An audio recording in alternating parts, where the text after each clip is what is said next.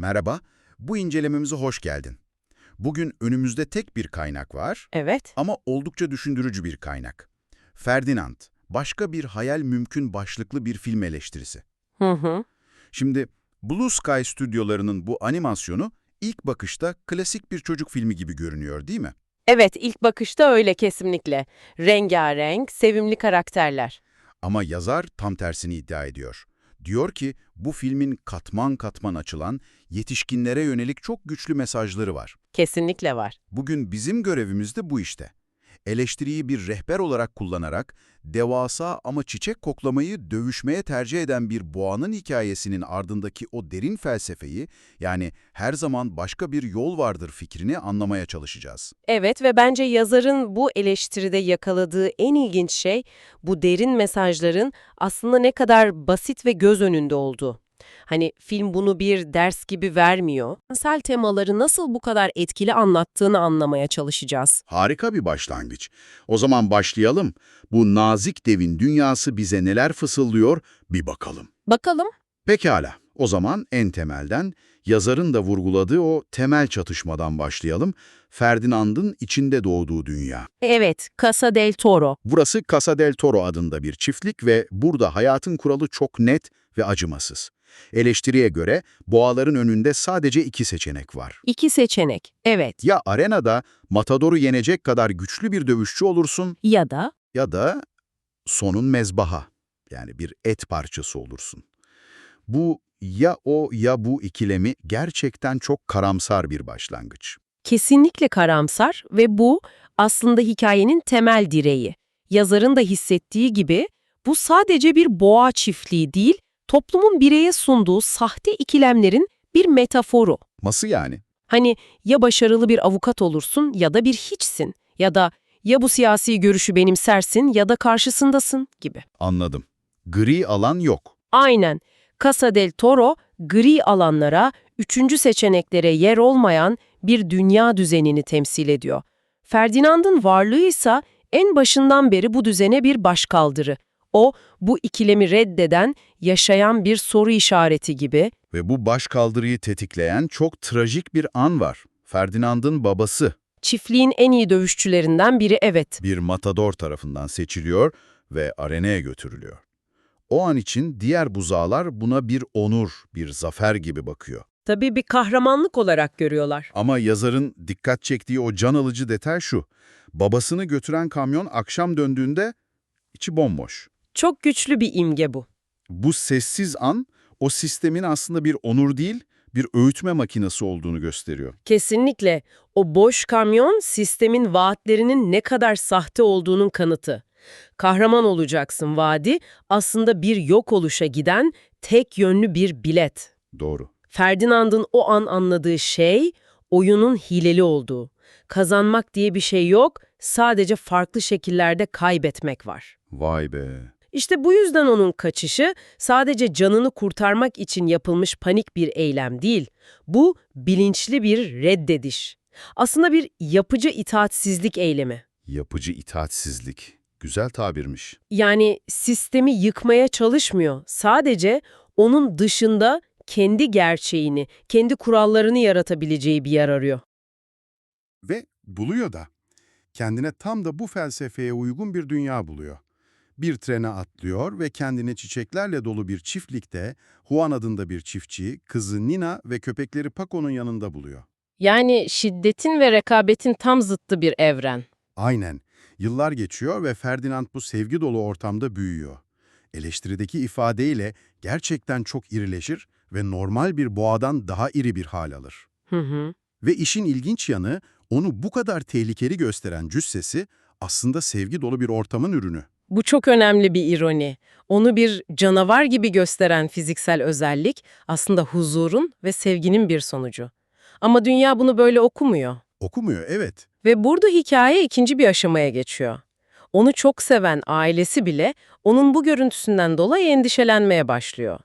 Her yıl gittikleri çiçek festivaline şehirde sorun çıkarır korkusuyla onu götürmek istemiyorlar. Bekle bir dakika, bu çok ilginç bir nokta. Yani onu olduğu gibi kabul eden ve seven ailesi bile onu korumak adına bir nevi eve kapatıyor. Evet.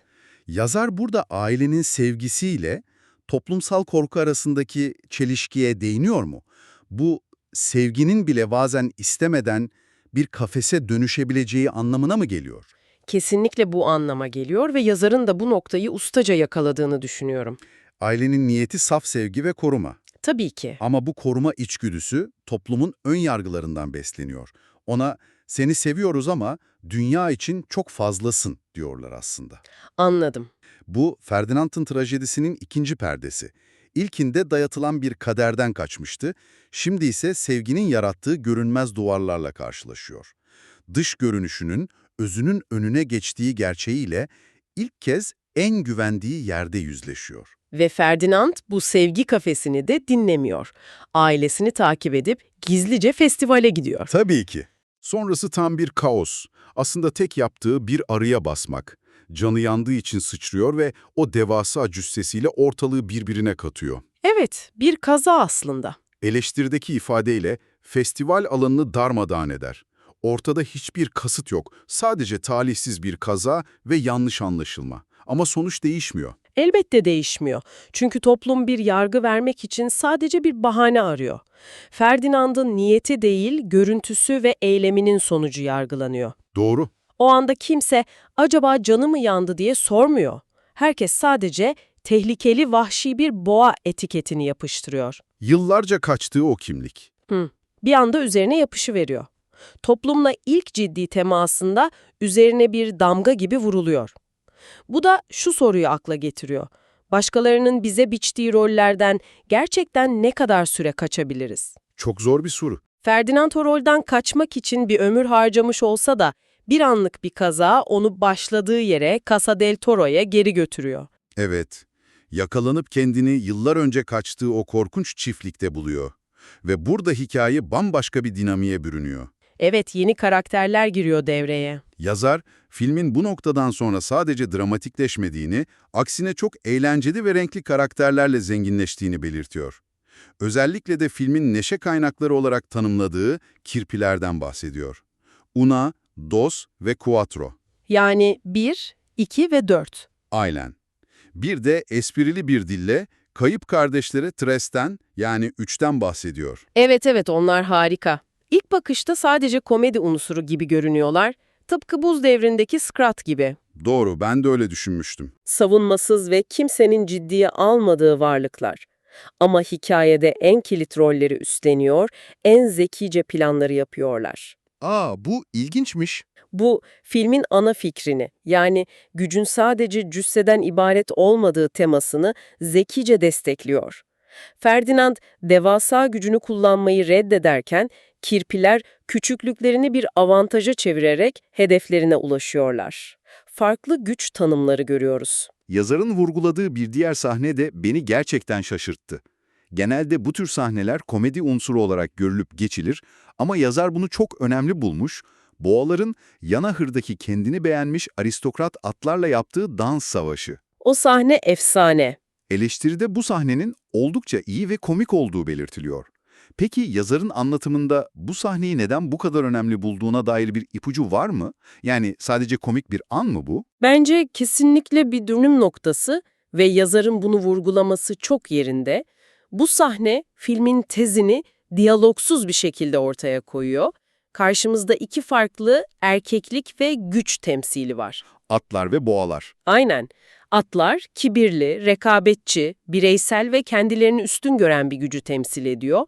Boğalar ise başta sakil ve uyumsuzken Ferdinand'ın öncülüğünde bir araya gelerek kolektif bir neşe ve uyum sergiliyorlar. Bir savaş ama silahları farklı. Kesinlikle. Silahları agresyon değil, senkronizasyon ve yaratıcılık. Şiddet yerine sanatla meydan okuyorlar.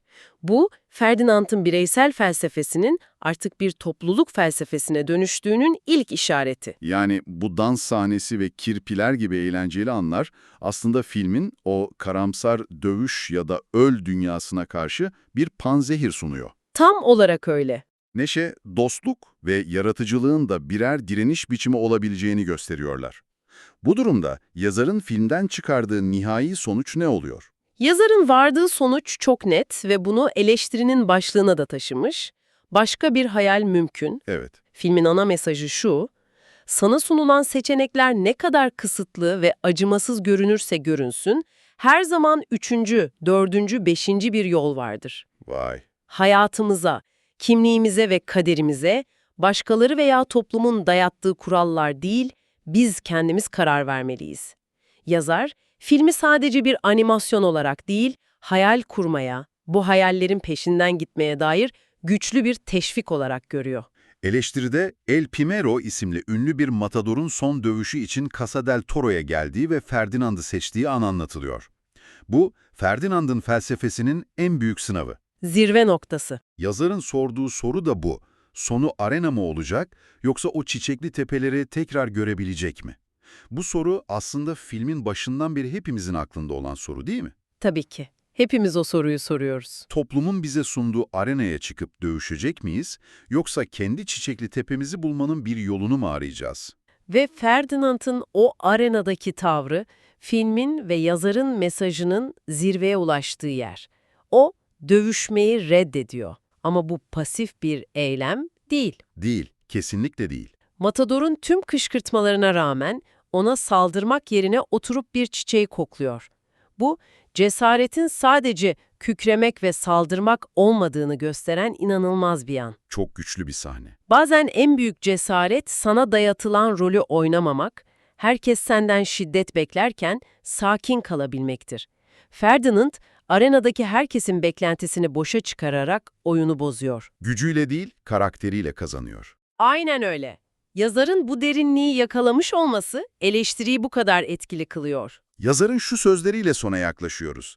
Pes etmek ya da kabullenmek yerine her zaman başka bir yol olabileceğini düşünmeliyiz.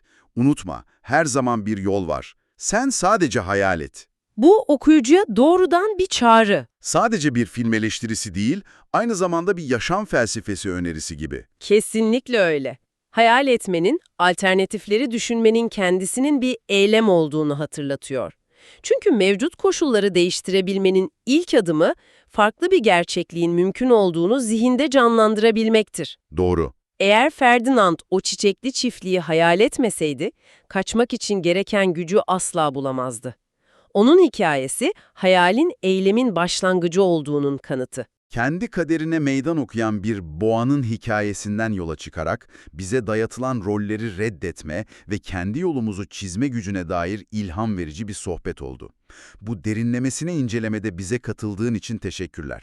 Ben teşekkür ederim. Sana üzerinde düşüneceğin son bir fikir bırakalım o zaman. Lütfen, Kaynak Ferdinand'ın dövüşmeme tercihini bir erdem olarak vurguluyor, değil mi? evet, ana mesaj bu. Ama bir düşünelim. Ferdinand'ın en büyük dövüşü arenada Matador'a karşı verdiği mücadele miydi gerçekten? Yoksa asıl mücadelesi ondan sürekli başka bir şey olmasını isteyen bir dünyada her gün, her an sadece kendisi olarak kalabilmek için verdiği o sessiz, içsel savaş mıydı? Vay canına. Belki de en cesur savaş, şiddeti reddetmek için verilen savaştır. Ve barış, savaşarak kazanılan bir şey değil, her gün yeniden ve yeniden seçilen bir duruştur.